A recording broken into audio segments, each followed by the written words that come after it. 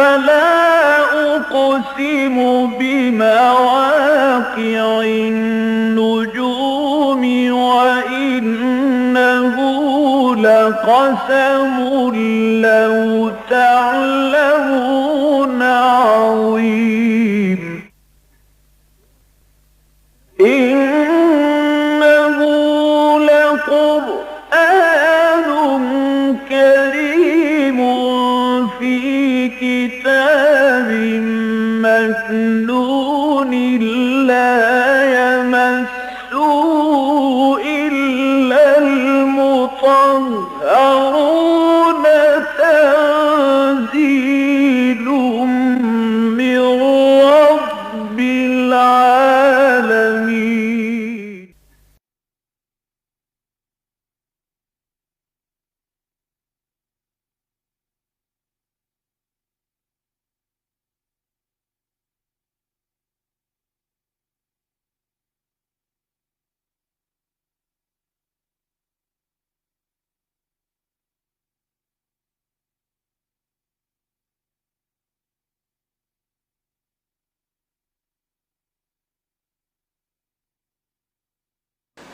اما بعد فقد قال اللہ تبارک و تعالی کما ورد فی سورۃ النساء اعوذ باللہ من الشیطان الرجیم بسم اللہ الرحمن الرحیم یا ایھا الذین آمنوا لا تقربوا الصلاة وانتم سکارى حتى تعلموا ما تقولون ولا جنبا الا عابری سبیل حتى تغتسلوا وَإِن كُنتُم مَّرْضَىٰ أَوْ عَلَىٰ سَفَرٍ أَوْ جَاءَ أَحَدٌ مِّنكُم مِّنَ الْغَائِطِ أَوْ لَامَسْتُمُ النِّسَاءَ فَلَمْ تَجِدُوا مَاءً فَتَيَمَّمُوا صَعِيدًا طَيِّبًا فَامْسَحُوا بِوُجُوهِكُمْ وَأَيْدِيكُمْ إِنَّ اللَّهَ كَانَ عَفُوًّا غَفُورًا صدق اللہ العظیم. رب اشرح لي صدری ویسر لي امری واحلل عقدۃ من لسانی یفقہوا قولی. اللهم ربنا الہمنا رشدنا واعذنا من شرور انفسنا. اللهم ارنا الحق حقا وارزقنا اتباعه وارنا الباطل باطلا وارزقنا اجتنابه. اللهم وفقنا لما تحب وترضى وتقبل منا فإنك خير المتقبلين. آمین یا رب العالمین. شہادت حق یا شہادت علی الناس پچھلا مکمل درس اسی موضوع پر تھا. اس کے باوجود بعد میں احساس ہوا کہ ایک اہم مسئلہ بیان ہونے سے رہ گیا. یہ تو میں نے واضح کر دیا تھا کہ پورے قرآن حکیم میں اللہ کی راہ میں قتل ہو جانے کے لیے لفظ شہادت کا استعمال نہیں ہے، سوائے ایک مقام کے جہاں امکان ہے وہاں بھی قطعی نہیں. تو پھر سوال پیدا ہوتا ہے کہ یہ لفظ اس مفہوم میں کیوں مستعمل ہوا؟ اس کا جواب رہ گیا تھا. ہم نے دیکھا کہ یہ شہادت در حقیقت جو ہے یہ کار نبوت و رسالت کے لیے دین کی ایک بنیادی اصطلاح ہے. نبی جب بھی آئے، رسول جب بھی آئے، پہلے انہوں نے گواہی دی کہ میں گواہی دیتا ہوں کہ اللہ کے سوا کوئی معبود نہیں اور میں اللہ کا رسول ہوں. جس شخص نے ان کے ساتھ گواہی دی کہ ہم بھی گواہی دیتے ہیں کہ اللہ کے سوا کوئی معبود نہیں اور آپ اللہ کے رسول ہیں، وہ دائرہ اسلام و ایمان میں داخل ہو گیا. گواہی جو اس نے زبان سے دی ہے اسے اپنے عمل سے دینی ہے. اس کے ہر عمل سے یہ ثابت ہو کہ یہ واقعتاً اللہ کو اپنا معبود مانتا ہے اور اللہ کے رسول محمد صلی اللہ علیہ وسلم کا پیروکار ہے. تو قولی شہادت کے بعد عملی شہادت ہو گئی. اور یہ معاملہ جو ہے نبی اکرم صلی اللہ علیہ وسلم پر آ کر اس طرح تکمیل کو پہنچا کہ چونکہ دین کی حیثیت سے، ایک نظام زندگی کی حیثیت سے اسلام کی تکمیل ہوئی محمد پر صلی اللہ علیہ وسلم، لہذا اب شہادت کا عملی تقاضا یہ بھی ہوا کہ اس دین کا ایک عملی نمونہ پیش کر دیا جائے دنیا کے سامنے، اسے قائم کر کے دکھا دیا جائے کہ یہ خیالی جنت نہیں ہے، یہ کوئی یوٹوپیا نہیں ہے، بلکہ یہ ایک واقعی بات ہے، قابل عمل ہے. یہ ہے شہادت کا عمل. ہر نبی اس کی کوشش کرتے رہے، ہر رسول نے اس کی کوشش کی. ان کے امتیوں میں سے جنہوں نے اس کام میں ان کا ساتھ دیا، وہ بھی یہی کام کرتے رہے، شہادت قولی، شہادت عملی، شہادت انفرادی، شہادت اجتماعی کے لیے جد و جہد اور کوشش۔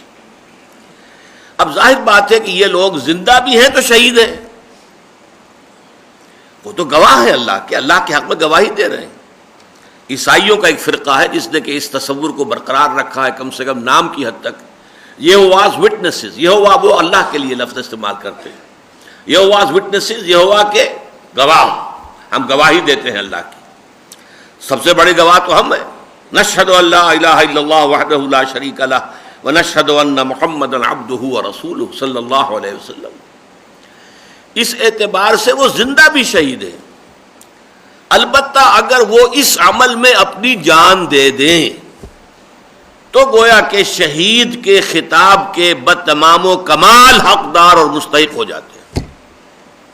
یہ منطقی ربط ہے، ورنہ جیسا کہ آپ کو معلوم ہے شہادت کے لیے قرآن مجید حضور کی احادیث میں آیا، ایک بندہ مومن جو یہ گواہی دے رہا ہے، شہید تو وہ ہے، ہر نبی شہید ہے، ہر رسول شہید ہے، حالانکہ شہید جو ہے اس معنی میں رسول اللہ تعالیٰ کی راہ میں قتل ہو ہی نہیں سکتا، مقتول فی سبیل اللہ ہونے کا امکان ہی نہیں ہے، ورنہ حضور کی اتنی بڑی خواہش، لَوَدِدتُّ أَنْ أُقْتَلَ فِي سَبِيلِ اللَّهِ ثُمَّ أُحْيَا ثُمَّ أُقْتَلَ ثُمَّ أُحْيَا ثُمَّ أُقْتَلَ ثُمَّ أُحْيَا ثُمَّ أُقْتَلَ۔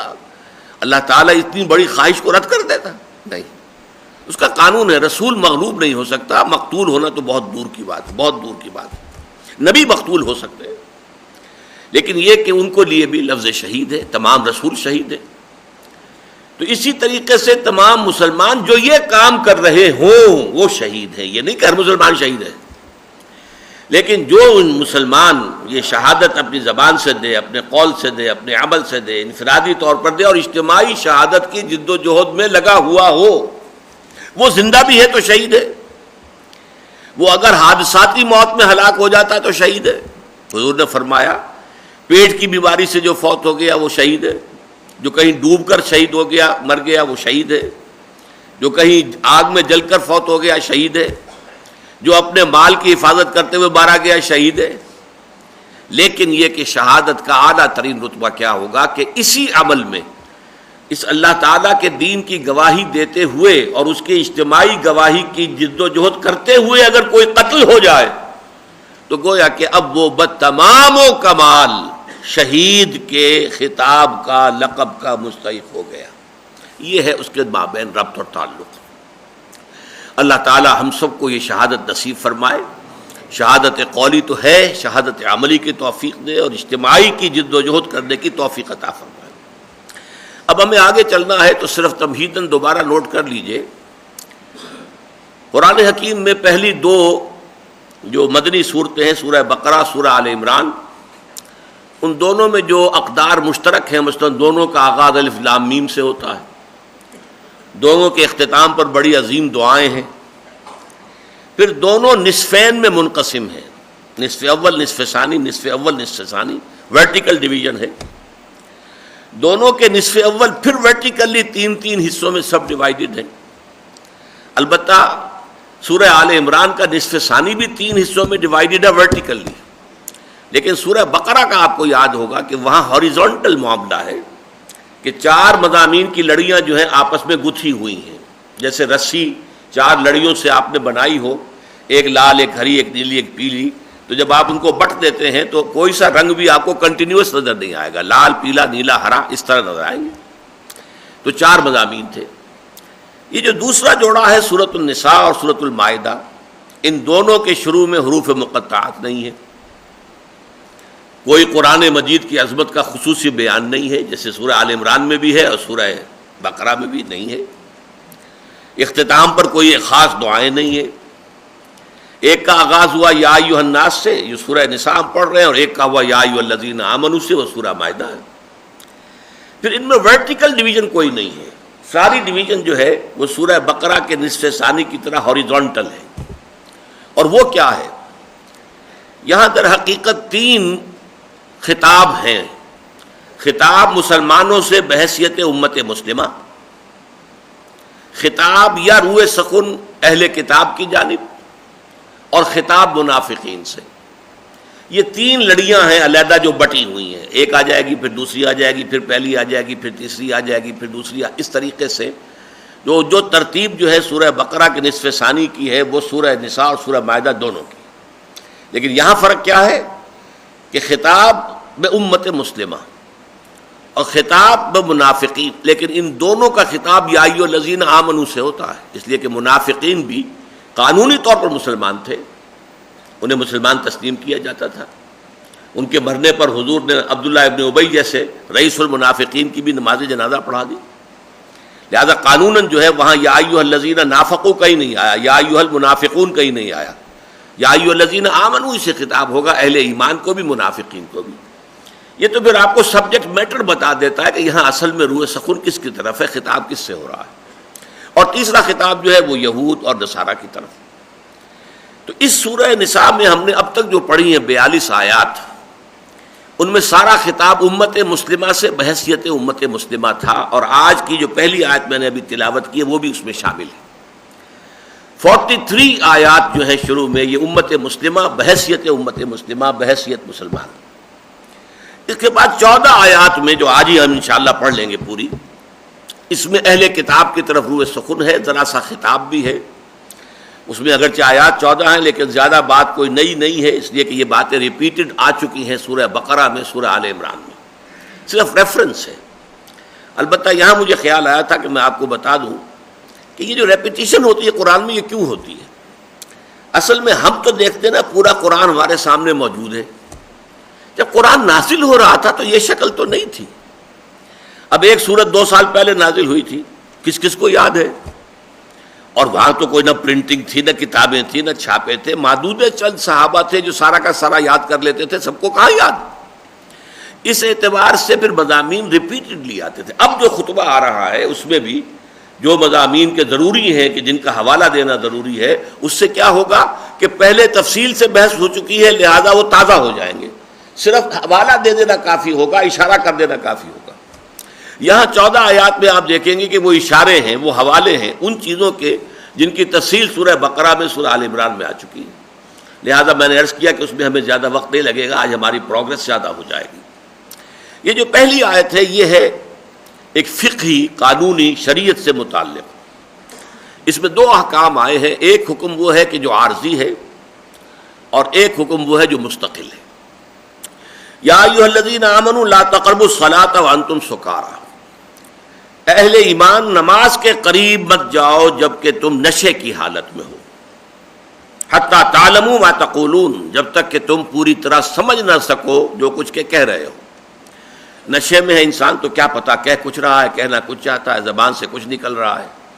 اس حوالے سے اس سے نماز سے منع کر دیا گیا.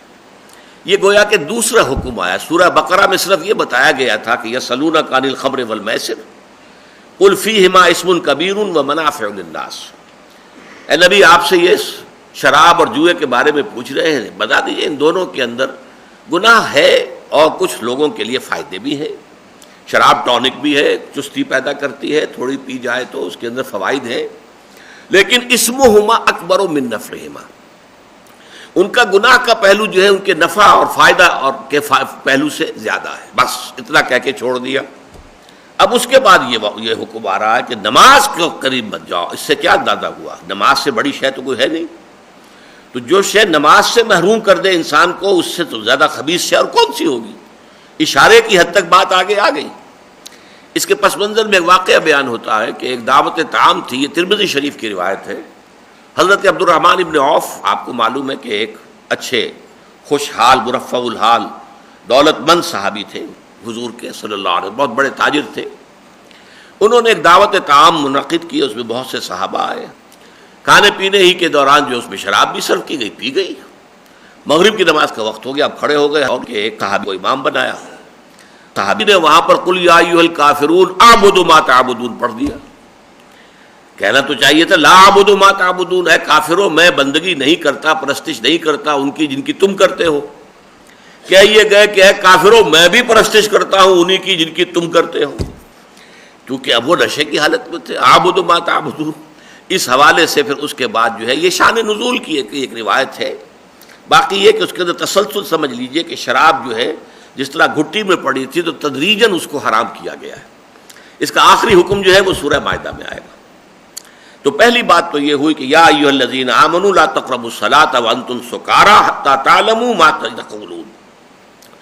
جیسے شراب کی حالت میں انسان کا ذہن اور شعور متاثر ہو چکا ہوتا ہے، ایسے ہی کچھ خالص حیوانی افعال ایسے ہیں جن سے انسان کی روحانیت متاثر ہو جاتی ہے. وہ کیا ہے؟ تعلق زن و شو ہے، خالص حیوانی کام ہے. ظاہر بات ہے بقائے نسل کے لیے میاں بیوی کی ہم بستری جو ہے وہ اپنی جگہ ہے، قانون فطرت ہے، لیکن اس میں بہیمیت جو ہے وہ حیوانیت کے انسان بہت قریب ہوتا ہے. اسی طرح یہ بول و براز کا معاملہ ہے جن میں گندگی بھی ہے، نجاست کا تصور بھی ہے، پیشاب کا یا ہوا کا خارج ہو جانا، یا آپ کو معلوم ہے پہانا انسان کرتا ہے. ان چیزوں سے انسان کی روحانیت متاثر ہو جاتی ہے. تو اس کے لیے بھی فرمایا کہ جب تم ان حالتوں میں ہو تو جب تک کہ اس نجاست سے تم طہارت حاصل نہ کر لو. چھوٹی نجاست ہے، صرف آپ جو ہے بول و براز سے فارغ ہو کر آئے ہیں تو وضو کر لیجئے. اور اگر کہیں جو ہے معاملہ جو ہے تعلق زن و شو کا ہوا ہے، مباشرت کا ہوا ہے، تو پھر یہ کہ غسل لازم ہے، غسل کر کے پھر نماز پڑھیے، ورنہ اس کے بغیر نماز نہ پڑھیے. البتہ اس میں رعایت کیا ہے؟ اگر پانی نہیں ہے، سفر پر ہے، پانی اتنا کم ہے کہ اگر وہ ان کاموں میں لگا دیا جائے غسل میں اور وضو میں تو پینے کے لالے پڑ جائیں گے، یا کوئی بیماری ایسی ہے کہ پانی کے استعمال سے اندیشہ ہے جان کا، تو اس کی جگہ تیمم فرما دیا گیا کہ یہ رعایت ہے کہ تم پھر اپنے دونوں ہاتھ پاک مٹی پر مارو، ان کو جھٹک دو اور پھر اس سے اپنے چہرے کو ملو دو. اسی طرح 2 مرتبہ پاک مٹی کے اوپر ہاتھ مارو، جھٹک دو، ایکسٹرا جو ہے خاک نہیں چاہیے ہاتھ پر، پھر اس سے اپنے دونوں ہاتھ جو ہے وہ کوہنیوں تک یہ مل لو. یہ قائم مقام ہو جائے گا وضو کا. یہ ہے حکم جو دیا جا رہا، اور یہ ابدی حکم ہے، یہ ہمیشہ کے لیے تیمم کا معاملہ. اور اس میں یہاں تک بھی ہوا بعض صحابہ سے کہ انہوں نے سمجھا کہ صرف چھوٹی نجاست سے تو یہ تیمم کافی ہے کہ ہاتھ مارا اور چہرے کے اوپر اور ہاتھ مارا اور ہاتھوں پر، لیکن بڑی نجاست ہو گئی، کسی ایک صحابی کو احتلام ہو گیا کہیں سفر کے دوران، تو اب انہوں نے یہ سمجھا کہ وہ جیسے بعض حیوانات جو ہیں مٹی کے اندر لوٹتے ہیں، انہوں نے اس طریقے سے اپنے آپ کو جو ہے وہ مٹی کے اندر لتھیڑنا شروع کر دیا اور پورا جو ہے وہ لوٹنے لگے اس کے اندر. تو انہیں بتایا گیا نہیں، اس کے لیے بھی بڑی نجاست کے لیے بھی تیمم وہی ہے، تیمم ایک ہی ہے، صرف چہرے کو اور ہاتھوں کو کونیوں تک جو ہے وہ اس پاک مٹی کے ساتھ مل لینا. یہ ہے اصل مضمون اس کا. فرمایا ولا جنوبن، اور نہ ہی حالت جنابت میں تم نماز کے قریب جاؤ، الا عابری سبیل، الا یہ کہ راستہ طے کر رہے ہو، سفر طے کر رہے ہو، تو اس کی بات بعد میں آ جائے گی. ولا جنوبن حتی تغتسلوا، اصل جملہ یہ بنے گا. اور نہ ہی حالت جنابت میں نماز کے قریب جاؤ یہاں تک کہ غسل کر لو. البتہ اس میں استثناء ہوگا جو آگے بیان ہوگا، لیکن یہاں اشارہ کر دیا الا عابری سبیل، اگر کہیں راستہ طے کر رہے ہو، منزل طے کر رہے ہو تو معاملہ علیحدہ ہو جائے گا. وَإِن كُنتُم مَرْضَىٰ، اور اگر تم ہو بیمار، پانی کا استعمال جو ہے اس میں مضر ہو، او علی سفر، یا سفر پر ہو. اور سفر پر ہونے کا میں نے کہا کہ پانی یا تو بالکل ہے نہیں، یا ہے تو اتنا کم ہے کہ اگر وضو اور غسل میں استعمال ہو گیا تو پینے کے لالے پڑ جائیں، جان کے لالے پڑ جائیں. او جاء احدکم منکم من الغائط، اور اسی طرح جنابت کے ساتھ ساتھ جو چھوٹی نجاست ہے، تم میں سے کوئی کسی نشیبی جگہ سے ہو کر آیا ہو، اپنی ضرورت پوری کر کے آیا ہو، یعنی بول و براز کی. چونکہ اکثر و بیشتر کیا کرتے تھے کہ وہ کسی نشیبی جگہ پر جا کر یہ کام کرتے تھے، اپنے فراغت حاصل کرتے تھے. جنگلوں کے اندر کوئی مکانوں کے اندر تو ظاہر بات ہے اس زمانے میں کوئی یعنی ٹوائلٹس ہونے کا کوئی تصور تھا نہیں. یا تم میں سے کوئی ہو کر آیا ہے کسی نشیبی جگہ سے، جائے ضرور سے، کسی اپنی حاجت سے فارغ ہو کر. او لامستم النساء، یا تم نے ملامست کی ہے عورتوں کے ساتھ. یہ مباشرت کے لیے، مجامعت کے لیے یہ اصطلاح ہے. لمس کہتے ہیں چھونے کو، ایک دوسرے کو چھوا ہے تم نے، نہ عورتوں کو چھوا ہے. فلم تجدوا، اور نہ پاؤ تم پانی، فتیمموا صعیدا طیبا، تو پھر تیمم کا اصل ارادہ کیا، معنی کیا؟ ارادہ کرو، قصد کرو. تیمم جو ہے اما یا امو ہی سے ہے اسی سے امام ہے، آمین البیت الحرام، اسی سے در حقیقت ام القرا ہے، تو اما یا امو اسی سے امام بنتا ہے. تو وہ یہ تیممو، قصد کرو، ارادہ کرو، سعیدن طیبہ، پاک مٹی. اب پاک مٹی، ہر وہ مٹی پاک ہوگی جس میں نجاست نظر نہ آئے. یہ نہیں ہے کہ اب آپ کو کوئی ریسرچ کرنی پڑے گی، مائکروسکوپک اس کی اسٹڈی ہو، اس میں کوئی نہیں، جو چیز نہ تو کوئی شے نہیں آ رہی ہے تو وہ پاک ہے، مٹی پاک ہے.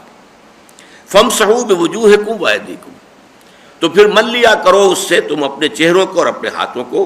ان اللہ کان عفوا غفورا، یقیناً اللہ تعالیٰ معاف فرمانے والا ہے اور بخشنے والا ہے. اب ظاہر بات ہے کہ اس آیت میں کوئی ایسی بات نہیں ہے کہ جس کی مزید وضاحت کی ضرورت ہو. ویسے فقہی مسائل تو بے شمار نکل سکتے ہیں، لیکن یہ وہ چیزیں ہیں جو پہلے سے ہمارے علم میں. اب 14 آیتیں آ رہی ہیں کہ جن میں روح سخن بھی کہہ لیجئے اور کچھ تھوڑا سا ہلکا سا خطاب کا انداز بھی اہل کتاب سے. اگرچہ میرے نزدیک اتمام حجت جو ہے وہ سورہ بقرہ اور سورہ آل عمران میں ہو چکی ہے ان پر، لیکن پھر بھی اللہ تعالیٰ ابھی ان کے ساتھ بات گفتگو کو جاری رکھے ہوئے.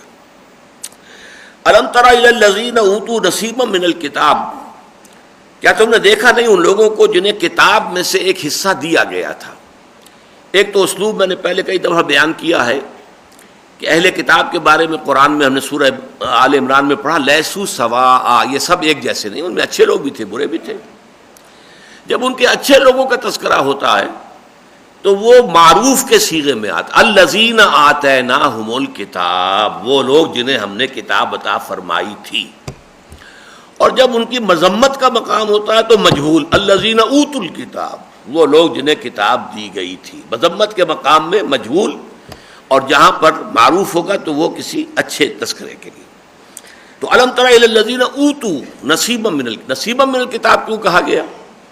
اس لیے کہ یہ پوری کتاب ایک ہی ہے اصل میں، اور اصل کتاب تو یہ قرآن ہے.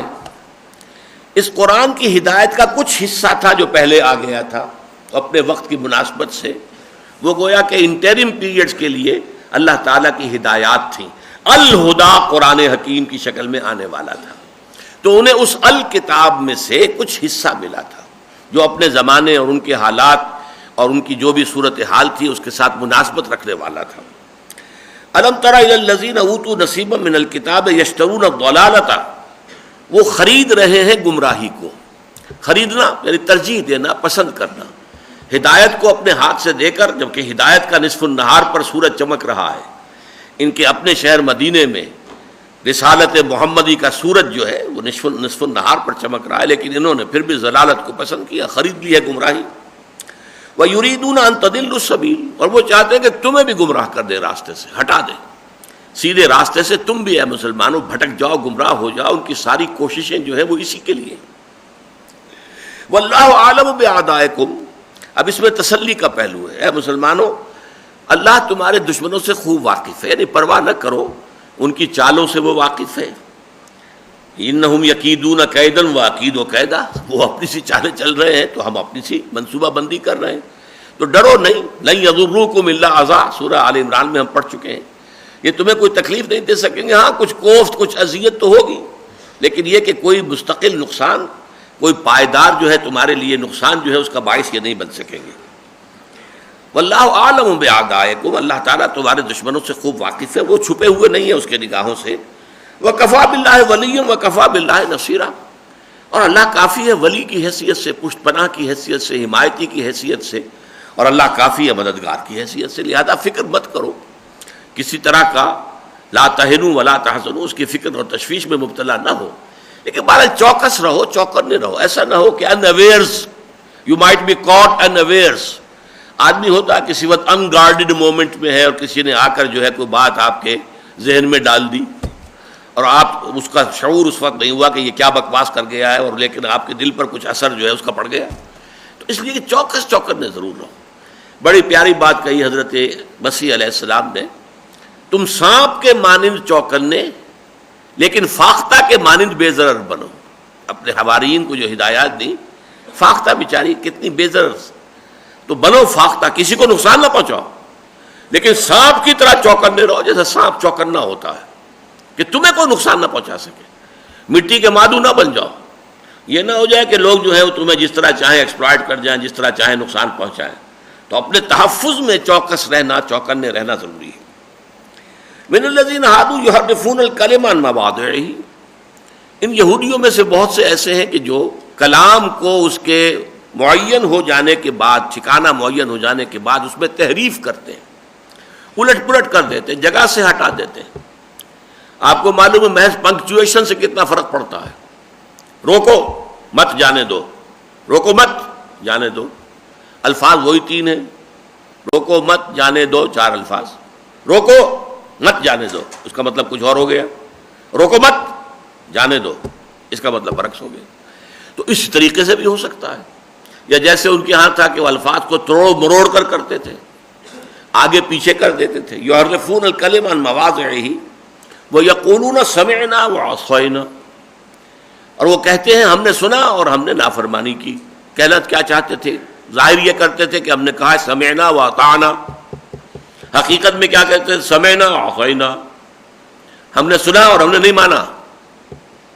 واسمع غیر مسمعین، اور سنیے نہ سنایا جائیے، وہ چپکے سے کہہ دیا، سنیے ذرا میری بات سنیے، توجہ فرمائیے، لیکن چپکے سے غیر مسمعین، نہ ہی سنائے جاؤ تو بہتر ہے۔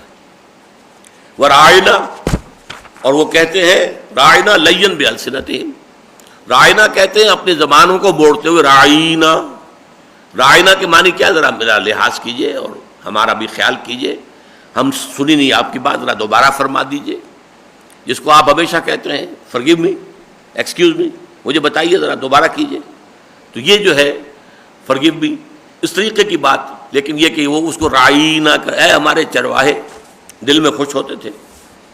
لیم بالسنتہم وطعنا فی الدین، اور دین میں وہ گویا کہ طعن اندازی کر رہے ہیں، لوگوں مسلمانوں کے وہ نیزے لگا رہے ہیں دین میں عیب لگانے کے لیے۔ وَلَوْ أَنَّهُمْ قَالُوا سَمِعْنَا وَأَطَعْنَا، اگر انہوں نے کہا ہوتا کہ ہم نے سنا اور مانا، وَاسْمَعْ، اور سنیے، وَانظُرْنَا، اور ذرا ہمیں مہلت دیجیے یا ہماری طرف نگاہ فرمائیے، التفات فرمائیے۔ انظر کے دونوں معنی ہو جائیں گے، اس لیے کہ انتظار بھی اسی سے بنا ہے نا، نظر سے، انتظار باب افتعال۔ ذرا ٹھہریے، ذرا بات ہماری سمجھ میں نہیں آئی ہے، ذرا دوبارہ فرمائیے۔ وَانظُرْنَا لَكَانَ خَيْرًا لَهُمْ وَأَقْوَمَ، تو یہ ان کے لیے بہت بہتر بھی ہوتا اور یہ ان کے لیے بہت سیدھی بات ہوتی، درست بات ہوتی۔ وَلَكِنْ لَعْنَهُمُ اللَّهُ بِكُفْرِهِمْ، لیکن اللہ تعالیٰ نے تو ان کو ان کے کفر کی پاداش میں ان پر لعنت کر دی ہے، یعنی یہ اس طرز عمل میں اب لعنت زدہ ہونے کی بنا پر اب مبتلا ہو چکے ہیں، گویا کہ وہی بات کہ مہر ہو گئی ہے۔ ختم اللہ علی قلوبہم وعلی سمعہم وعلی ابصارہم غشاوہ ولہم عذاب عظیم، یطبع اللہ علی قلوبہم بکفرہم، اللہ تعالیٰ نے ان کے دلوں پر مہر لگا دی۔ ذالک بانہم آمنوا ثم کفروا فطبع اللہ علی قلوبہم فہم لا یفقہون، اللہ تعالیٰ نے ان کے اوپر جو ہے اب مہر لگا دی ہے اور اب ان کو فہم حاصل نہیں ہے۔ وَلَكِنْ لَعَنَهُمُ اللَّهُ بِكُفْرِهِمْ فَلَا يُؤْمِنُونَ إِلَّا قَلِيلًا، تو یہ ایمان لانے والے نہیں ہیں۔ اے نبی آپ ان کی طرف سے مایوس ہو جائیے، امید نہ رکھیے۔ الا قلیلا، ہاں شاذ شاید کوئی ایمان لے آئے، شاذ کے درجے میں۔ حضور کو اصل میں توقع یہ تھی نا کہ یہ تو واقف ہیں، تورات کے عالم ہیں اور توحید کے مدعی ہیں، شرک سے واقعتاً بچے ہوئے ہیں اور یہ سب کچھ چیزیں سمجھتے ہیں، مانتے ہیں، جانتے ہیں، پھر میرے بارے میں پیشین گوئیاں ان کی کتابوں میں موجود ہیں، تو یہ تو جھٹپٹ ایمان لے آئیں گے۔ مکے کے لوگ اور تھے، ظاہر بات ہے ان کے پاس نہ کتاب، نہ شریعت، نہ کوئی علم، نہ وہ نبیوں سے واقف، تو ان کا معاملہ اور تھا، لیکن یہ لوگ تو جھٹپٹ ایمان لے آئیں گے۔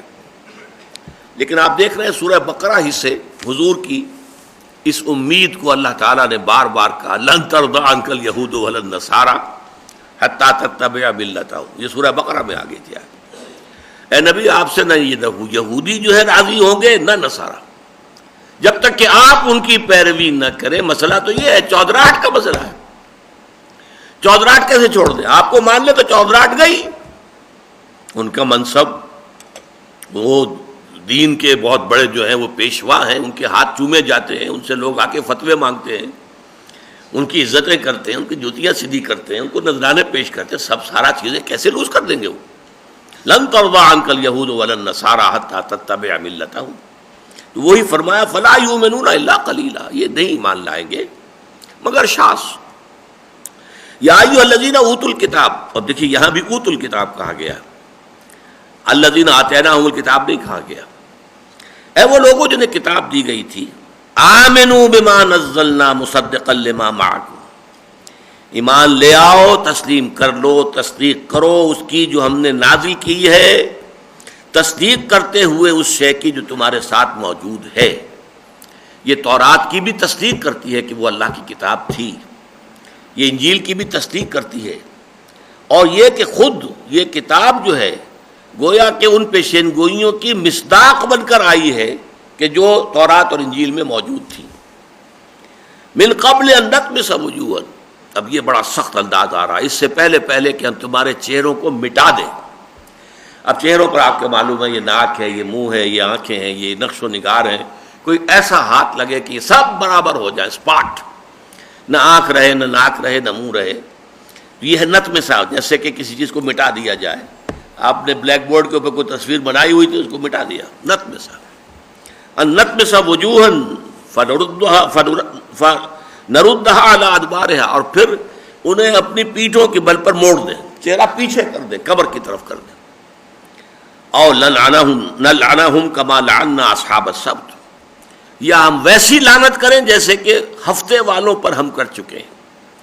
وہ جو ایلات میں جو قوم آباد تھی بنی اسرائیل کی، جنہوں نے ہفتے کے قانون، سبت کے قانون میں جو ہے وہ ہیلے بنائے تھے، اور وہ ہفتے کے روز جو ہے وہ بڑے بڑے حوض اور وہ کھود لیتے تھے جن میں کہ مچھلیاں آ جاتی تھی، پانی سمندر کہا گیا، پھر اس کو کاٹ دیا سمندر سے کہ واپس نہیں جا سکتی، اتوار کو جا کے پکڑ لیا۔ تو اس سے یہ کہ سارا جو قانون کی حکمت تھی، جو روح تھی، یوم سبت کا جو حرمت تھی کہ کوئی دنیاوی کام نہیں ہو سکتا، اس کی روح تو ختم ہو گئی، اس لیے کہ لگے ہوئے تو ہو، کسیاں لے کے لگے ہوئے ہو، لیکن بس یہ کہ مچھلی پکڑی نہیں، تو اس سے کیا ہوا؟ تو پھر کیا کیا تھا؟ ان کو بندروں کی شکل میں بنا دیا گیا، سوروں کی شکل میں بنا دیا گیا۔ تو کیا اسی طرح کا تم چاہتے ہو کہ تمہارا بھی حشر کر دیا جائے؟ یا ایھا الذین اوتوا الکتاب آمنوا بما نزلنا مصدقا لما معکم من قبل ان نطمس وجوہا فنردها علی ادبارها اور نلعنہم کما لعنا اصحاب السبت وکان امر اللہ مفعولا، اور دیکھو جان لو اللہ تعالیٰ کا معاملہ تو یہ ہے کہ ہر شے جو ہے، جو اس کا ارادہ ہے، امر ہے، اس کا فیصلہ ہے، اس کی تدبیر ہے، وہ ہو کر رہنی ہے، پوری ہوگی۔ اللہ کا یہ دین کامل ہو کر رہے گا۔ یریدون لیطفئوا نور اللہ بافواہہم واللہ متم نورہ ولو کرہ الکافرون، یہ چاہتے ہیں کہ اللہ کے نور کو اپنی منہ کی پونکوں سے بجھا دے، حالانکہ اللہ تعالیٰ کا فیصلہ یہ ہے اٹل کہ اس نور کا وہ اتمام فرما کر رہے گا، تکمیل فرما کر رہے گا، چاہے یہ کافروں کو کتنا ہی ناگوار ہو۔ اب یہ آج دوبارہ آ گئی ہے اس سورہ مبارکہ میں، ان اللہ لا یغفر ان یشرک بہ ویغفر ما دون ذلک لمن یشاء، سن لو اللہ تعالیٰ اس کو نہیں بخشے گا کہ اس کے ساتھ شرک کیا جائے، البتہ بخش دے گا جو بھی کچھ اس سے کمتر ہوگا جس کو چاہے گا۔ یعنی یہ بھی نہیں ہے کہ اس کے لیے فری لائسنس ہے کہ باقی سارے گناہوں کی طرف سے اللہ تعالیٰ کی طرف سے پیش کی معافی کا عدم، نہیں، جس کو چاہے گا بخش دے گا، میرٹ پر معاملہ ہوگا۔ جیسے کہ آپ کو معلوم ہے مقدمات میں بھی اگر کہیں قتل کا مقدمہ ہے اور قاتل ثابت ہو چکا ہے کہ یہ قاتل ہے، اور اس کی عدالت عظمیٰ جو ہے اس سے بھی اس کی اپیل خارج ہو گئی، تو پھر ایک ہوتی ہے ہمارے ہاں، اگرچہ اسلام میں اس کی گنجائش نہیں ہے، کہ ہیڈ آف دی اسٹیٹ جو ہے پھر مرسی اپیل پر غور کرتا ہے، لیکن اس میں بھی فیکٹس کو دیکھا جاتا ہے، یہ نہیں ہے کہ بالکل نہ ہو سرے سے، کہ کہیں کوئی لوپ ہول ہے، کہیں کوئی گنجائش ہے، تو بات میرٹ کی ہوتی ہے۔ تو اللہ تعالیٰ بخش دے گا، اس کا ارادہ اس نے ظاہر کر دیا ہے کہ اس سے کمتر جو ہے اس کی امید ہے کہ وہ بخش دے گا، لیکن وہ بھی میرٹ پر ہوگا، یہ نہیں ہے کہ کھلا لائسنس ہے۔ البتہ شرک کو کبھی نہیں بخشے گا۔ وَمَن يُشْرِكْ بِاللَّهِ فَقَدِ افْتَرَىٰ اِثْمًا مُبِينًا عَظِيمًا، اور جو اللہ تعالیٰ کے ساتھ شرک کرے اس نے تو بہت بڑا طوفان گھڑا ہے، بہت بڑا گناہ کی بات گھڑ لی ہے۔ یعنی یہ ایک تو ہوتا ہے گناہ کرنا، ایک گھڑ لینا ہے۔ اللہ کے لیے اگر تم نے مد مقابل ٹھہرا دیے ہیں، اللہ کے نائبین ٹھہرا دیے ہیں، اللہ کے کفو بنا دیے ہیں، اللہ کے بیٹے بیٹیاں بنا دیے، گھڑی ہوئی چیز ہے تمہاری، یہ افتراء ہے، یہ سب جھوٹ ہے جو تم نے گھڑ لیا ہے، جس کی کہ قطعاً کوئی حقیقت سرے سے ہے ہی نہیں۔ فقد افترا اسما عظیما۔ اب یہاں یہ نوٹ کیجئے گا کہ اصل میں جہاں تک بڑا شرک ہے یہود اس سے بالعموم جو ہے وہ بری رہے ہیں۔ ایک دور میں صرف ان کی ایک جماعت نے حضرت عزیر علیہ السلام کو اللہ کا بیٹا قرار دیا، کیونکہ حضرت عزیر علیہ السلام کے ذریعے ہی سے ان کی نشأت ثانیہ ہوئی۔ جب یہ تباہی سے دوچار ہو چکے تھے، نبوکدنضر نے ان کو بری طریقے سے جو ہے پامال کیا تھا، 6 لاکھ قتل کیے تھے، اور 6 لاکھ کو لے گیا تھا کیپٹیو بنا کر، اسیر بنا کر۔ اسارت بابل، دی کیپٹیوٹی آف بیبیلونیا، یہ ان کی تاریخ کا ایک عجیب واقعہ ہے۔ اس کے بعد ان میں نشأت ثانیہ جو ہوئی، حضرت عزیر علیہ السلام نے ان کے اندر جو ہے توبہ کا سور پھونکا، توبہ کرو، اللہ کی جناب میں رجوع کرو، پلٹو اللہ کی طرف۔ پھر ان کے اندر جو ہے دین اور ایمان میں دوبارہ کچھ بڑا شرک، اس سے بحیثیت مجموعی یہودی جو ہیں وہ بری رہے۔ البتہ عمل کے اندر سفلی اعمال، جادو، ٹونے ٹوٹکے، یہ ان کے ہاں حضرت سلیمان علیہ السلام کے زمانے سے بہت عام ہو گئے تھے۔ سورہ بقرہ میں اس کا ذکر موجود ہے، وَاتَّبَعُوا مَا تَتْلُو الشَّيَاطِينُ عَلَىٰ مُلْكِ سُلَيْمَانَ وَمَا كَفَرَ سُلَيْمَانُ وَلَٰكِنَّ الشَّيَاطِينَ كَفَرُوا، تفصیل سے وہاں بحث آئی ہے۔ تو یہاں چونکہ اسی قسم کی چیزوں کا تذکرہ ہو رہا ہے، لہذا اس آیت کو لے آئے کہ شرک صرف عقیدے کا نہیں ہوتا، شرک عمل کا بھی ہوتا ہے۔ لہذا اس اعتبار سے غور کر لو کہ تمہارے اندر وہ جو عملی شرک ہے وہ آ چکا ہے۔ عملی شرک تو نفس پرستی بھی ہے۔ اگر آپ نے نفس کی خواہش کے مقابلے میں اللہ کے حکم کو پیچھے پھینک دیا تو آپ نے نفس کو اپنا خدا بنا لیا۔ عقیدہ تو نہیں ہے، لیکن آپ نے اپنے نفس کو جو ہے اپنا خدا بنا لیا۔ فرأیت من اتخذ الہہ ہواہ، کیا تم نے دیکھا اس شخص کو جس نے اپنی خواہش نفس کو اپنا معبود بنا لیا؟ اس موضوع پر میرے 6 گھنٹے کے، یہ کوئی کم سے کم میرا خیال ہے 30 سال پرانے کیسٹ ہیں، 30 سال۔ وہ جو بھی سننا چاہیں سنیں ضرور، معلوم ہو کہ شرک کی کیا کیا قسمیں ہیں۔ بہرحال اس وقت ظاہر بات ہے کہ اس سے زیادہ تفصیل میں جانے کا موقع نہیں ہے۔ ان اللہ لا یغفر ان یشرک بہ ویغفر ما دون ذلک لمن یشاء ومن یشرک باللہ فقد افترى اثما عظیما۔ الم تر الی الذین یزکون انفسهم، کیا تم نے دیکھا نہیں ہے مسلمانوں ان لوگوں کو جو اپنے آپ کو بہت سمجھتے ہیں پاک باز؟ یہ جو بہت زیادہ اپنے آپ کو پاک باز سمجھتے ہیں یا سمجھاتے ہیں یا ظاہر کرتے ہیں، ان کی دال میں ہمیشہ کچھ کالا ہوتا ہے۔ عام طور پر انسان جو ہے اگر اس کے اندر نیکی ہو، تقویٰ ہو، خیر ہو، تو اس میں تواضع پیدا ہوتی ہے، اس میں یہ کہ خاکساری پیدا ہوتی ہے۔ یہ نہیں ہوتا کہ اس کے اندر گھمنڈ اور اپنے تزکیے کا اور اپنے اخلاق عالیہ کا اور اپنے روحانی مقامات کا وہ تذکرہ کرتا پھرے۔ بل اللہ یزکی من یشاء، حقیقت میں تو اللہ تعالیٰ ہی تزکیہ کرتا ہے جس کا چاہتا ہے۔ اللہ تعالیٰ جس کو چاہے پاک کر دے۔ اپنے آپ جو ہے خود ساختہ مربع اور مزکا ہو جائے کوئی تو اس سے کچھ نہیں بنتا۔ ولا یظلمون فتیلا، اور ان پر ظلم نہیں کیا جائے گا دھاگے کے برابر بھی۔ ظاہر بات ہے انہیں ان کے اپنے اعمال ملیں گے۔ یا ایھا الذین کفروا لا تعتذروا اليوم انما تجزون ما کنتم تعملون، اے کفر کرنے والو اب معذرتیں نہ بناؤ، تمہیں تو وہی کچھ مل رہا ہے جو تم کر کے لائے ہو، ہم نے اپنی طرف سے کوئی شے تمہارے اوپر نہیں ڈالی۔ یا نوٹ کیجئے فتیلہ کسے کہتے ہیں عربی زبان میں؟ ظاہر بات ہے ہر زبان جو ہے وہ اپنے مشاہدات جو ہیں ان لوگوں کے اس پر بنتی ہے۔ اب دیکھیں کھجور جو ہے عربوں کی زندگی کی یوں سمجھیے بڑی مرکزی شے تھی کھجور۔ کھجور کو جب آپ کھولتے ہیں تو اس کے اندر جو گٹھلی ہے اس کے اوپر ایک جھلی ہوتی ہے، اسے قطمیر کہتے ہیں۔ کتنی باریک سی بے جان سی، تو حقیر شے کا ذکر کرنا ہو تو قطمیر، کہ اس جھلی برابر بھی اللہ کسی پر ظلم نہیں کرتا۔ پھر یہ کہ اس کھجور کی بھی ناف سی ہوتی ہے کہ اس کے ساتھ ایک لگا ہوا ہوتا ہے چھوٹا سا دھاگا، جیسے کہ بچہ پیدا ہوتا ہے تو ناف اس کی جو ہوتی وہ ہے فتیلہ، کہ اتنا بھی اللہ تعالیٰ کسی کے اوپر ظلم نہیں کرے گا، بلکہ ہر شخص کو اس کے اپنے اعمال جو ہیں وہ ملیں گے۔ انظر کیف یفترون علی اللہ الکذب، دیکھو اے نبی اور اے مسلمانوں یہ کیسے اللہ تعالیٰ پر جھوٹ گھڑ رہے ہیں۔ وہ جھوٹ کیا ہے کہ اللہ تعالیٰ نے we are the chosen people of the lord, ہم تو اللہ کے پسندیدہ لوگ ہیں، بخشے بخشائے لوگ ہیں، ہم تو یعقوب کی اولاد ہیں، ہم تو امت مرحومہ ہیں، ہمارے ساتھ سوال ہی کیا ہے؟ کوئی عذاب نہیں، اگر ہوگا بھی تو چند دنوں کے لیے، لن تمسنا النار الا ایام معدودات، گنتی کے چند دنوں کے سوا نہیں ہوگا. اول تو یہ کہ ہمیں آگ میں داخل کیا ہی نہیں جائے گا. یہ سب جو ہے جھوٹ گھڑے ہیں انہوں نے.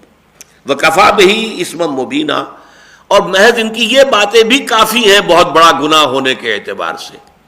یہ جو من گھڑت باتیں ان کی تباہی بربادی اور ان کے عذاب کے مستحق ہونے کے لیے تو یہی کافی ہے.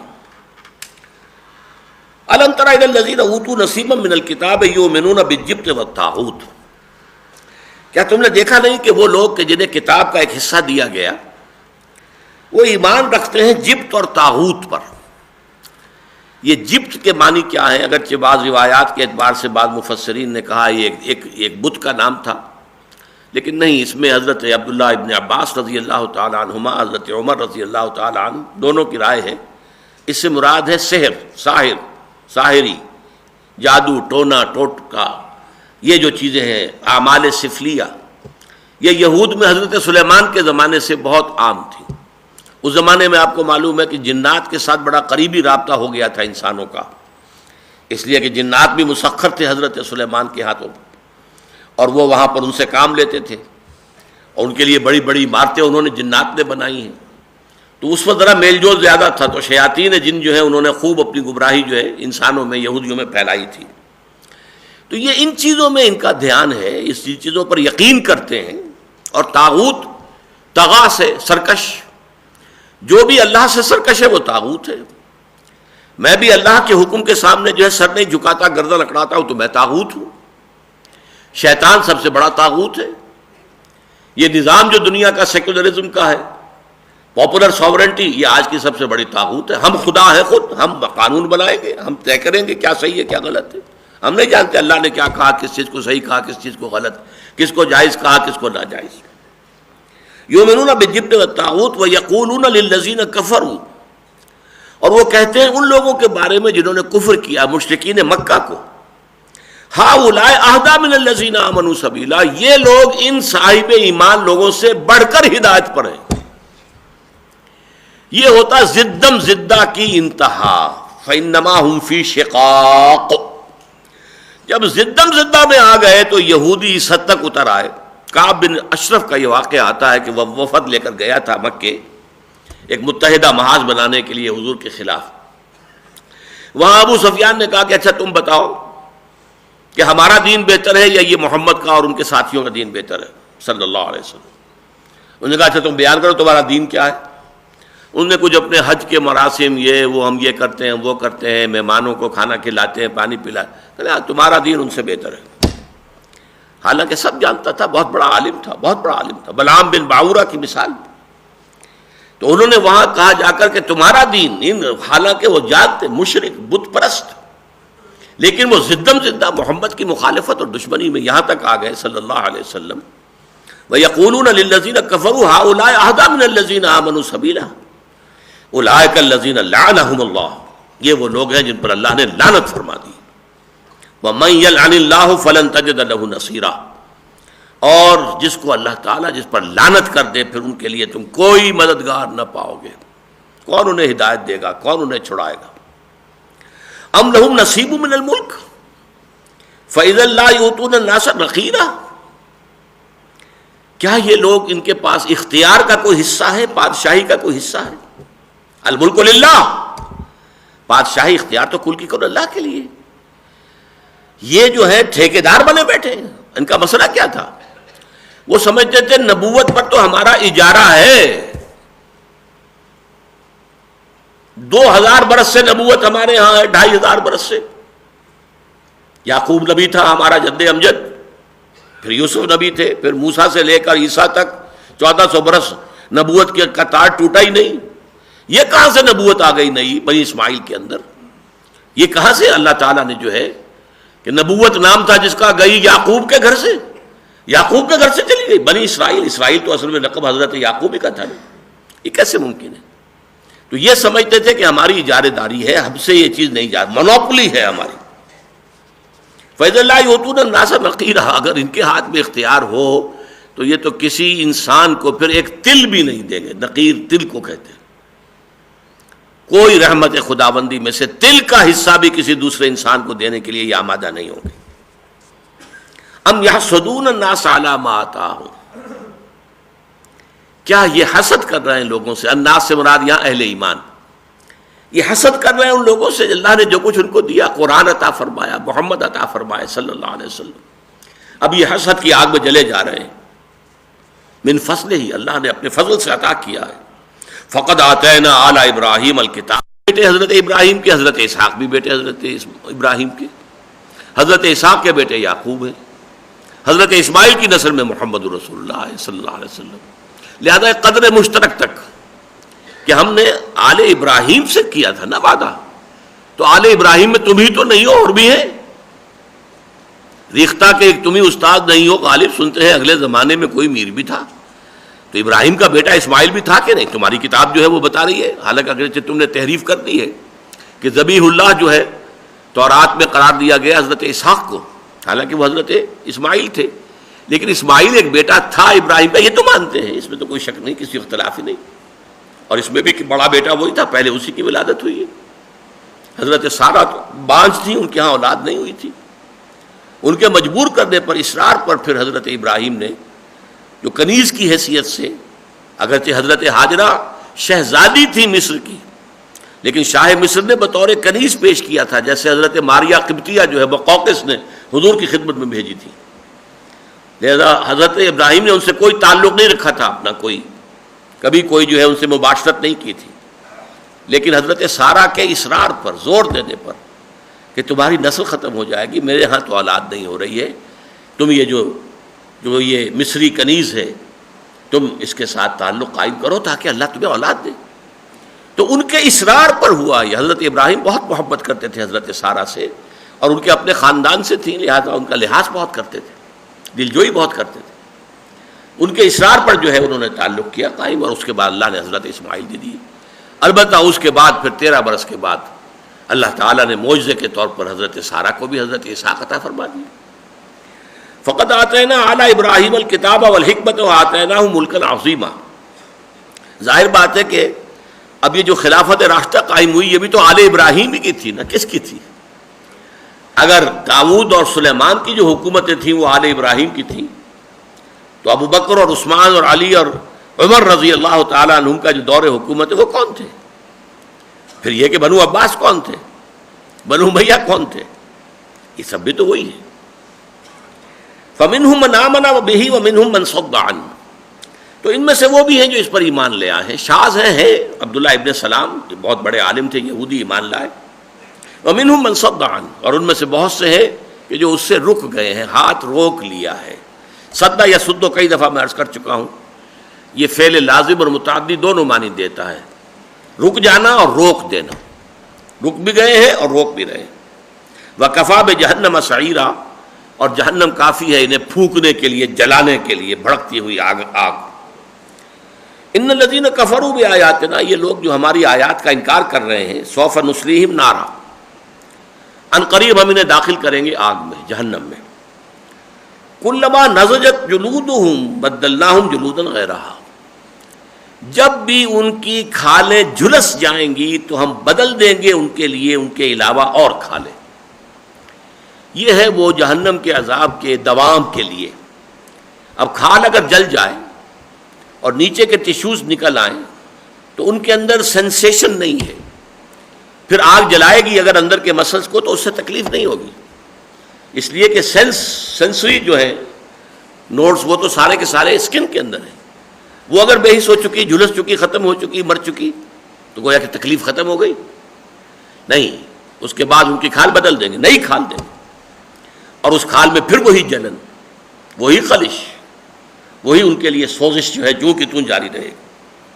بدلناہم جلودا غیرہا لیذوقوا العذاب، تاکہ عذاب کا مزہ چکھتے رہیں، وہ عذاب کا سلسلہ ختم نہ ہو بلکہ دوام کے ساتھ، تسلسل کے ساتھ انہیں وہ تکلیف اور اذیت اور کوف جو ہے وہ پہنچتی رہے۔ ان اللہ کان عزیزا حکیما، یقیناً اللہ تعالی عزیز ہے، زبردست ہے، جو چاہے فیصلہ کرے، جو چاہے حکم دے، جس طرح کا چاہے قانون بنائے، لیکن ساتھ ہی حکیم ہے، اس کا کوئی حکم حکمت سے خالی نہیں ہے۔ فعل الحکیم لا یخلو عن الحکمہ، کسی حکیم ہستی کا کوئی عمل، کوئی فعل بھی حکمت سے خالی نہیں ہوتا، بامقصد ہوتا ہے، بامانی ہوتا ہے۔ بے مقصد بے معنی کام آپ کریں گے تو اس کا مطلب یہ کہ آپ کا دماغی توازن ٹھیک نہیں، آپ تو در حقیقت اس مقام سے گر چکے۔ تو اللہ تعالیٰ عزیز بھی ہے، حکیم بھی ہے۔ والذین آمنوا وعملوا الصالحات، اس کے برعکس جو لوگ ایمان لائے اور جنہوں نے نیک عمل کیے، اللہم ربنا اجعلنا منہم سندخلہم جنات تجری من تحتہا الانہار، تو ان قریب ہم انہیں داخل کریں گے ان باغات میں کہ جن کے دامن میں ندیاں بہتی ہوں گی۔ اصل میں ترجمہ تو ہوتا ہے تحتہم الانہار، تحتہا الانہار، اس کے نیچے ندیاں بہتی ہوں گی، لیکن میں ہمیشہ ترجمہ کیا کرتا ہوں جس کے دامن میں، اس لیے کہ قرآن مجید میں بھی نقشہ کھینچا گیا ہے۔ اور عرب کا معاملہ کیا تھا؟ وادیاں، نیچے وادی گہرائی میں چشمہ بہہ رہا ہے، اور پھر یہ کہ جو ادھر دونوں طرف ڈھلوان کے اوپر درخت ہے، پلانٹیشن ہے۔ تو تحت کا مطلب یہ ہے جس کے دامن میں ندیاں بہ رہی ہیں۔ دامن میں کوہ کے ایک چھوٹا سا جھونپڑا ہو، علامہ اقبال کی جو بچوں والی نظم ہے کہ دامن میں کوہ کے چھوٹا سا جھونپڑا ہو، اور اس میں بھی ہے وہ چشمہ بھی ہو، اور پانی جو ہے وہ کہ وہ موج، پانی بھی موج بن کر اٹھ اٹھ کے دیکھتا ہو۔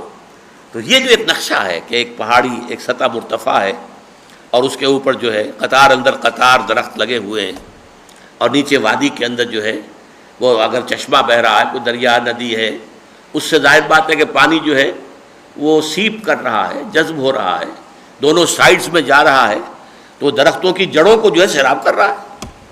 تو یہ ایک فطری باغ، ایک باغ تو وہ ہوتا ہے جو آدمی لگاتا ہے خود، اس کے لیے تو یہ کہ زمین کو ہموار کریں گے، جو بھی کریں گے، لیکن ایک وہ ہے کہ جو نیچرل، ایک جہاں پر کہ آپ کو ایک نظر آئے ہریاول اور نیچرل جو ہے اللہ تعالیٰ کی طرف سے ایک باغ کی شکل، تجری من تحتہا الانہار خالدین فیہا ابدا، اس حال میں کہ وہ رہیں گے اس میں ہمیشہ ہمیش۔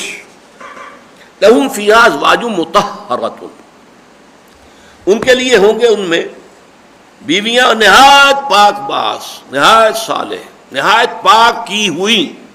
یہی لفظ آپ کو معلوم ہے حضور کی ازواج کے لیے آتا، ازواج مطہرات، اور سورہ احزاب میں آیا لیطہرکم تطہیرا، تاکہ تمہیں خوب پاک کر دے، ہر آلائش سے، ہر خرابی سے بالکل پاک اور صاف کر دے۔